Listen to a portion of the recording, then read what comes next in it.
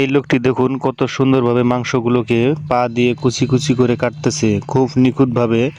এগুলোকে আবার পায়ের সাহায্যে একটি প্লেটের ভিতরে পা দিয়ে বোতলের কচিগুলোকে কিভাবে খুলে তেলগুলো ঢালতেছে দেখুন, একদম নিখুঁত। মনে হচ্ছে যে হাত দিয়ে এই কাজগুলো করতেছে। বোঝার কোনো শক্তি নাই যে এই লোকটি পা দিয়ে নিখুঁতভাবে আদা এবং পেঁয়াজগুলোকে কিভাবে কুচি কুচি করতেছে, একদম নিখুঁত, যা আমরা হাত দিয়ে এত সুন্দরভাবে কাটতে পারি না। পা দিয়ে দেখুন ময়দাগুলোকে কত সুন্দরভাবে মিক্সার করতেছে, খুবই নিখুঁতভাবে মিক্সার করলো। পা দিয়ে ডলে ডলে মিক্সারগুলোকে একটি লম্বা দড়ির মতো ড্র করলো। আবার এগুলোকে পা দিয়ে কেটে নিয়ে সুন্দর করে গোল করে চ্যাপ্টা করে একটি বেলানির সাহায্যে ছোট ছোট রুটি তৈরি করলো। রুটিগুলোর ভিতরে মশলা দিয়ে পা দিয়ে সুন্দর করে পেঁচিয়ে পেঁচিয়ে দারুণ একটি মজাদার পিঠা তৈরি করলো। ভিডিওটি না দেখে কেউ বুঝতে পারবে না যে এই লোকটি এত সুন্দরভাবে পা দিয়ে একদম নিখুঁতভাবে এই পিঠাগুলোকে তৈরি করেছে।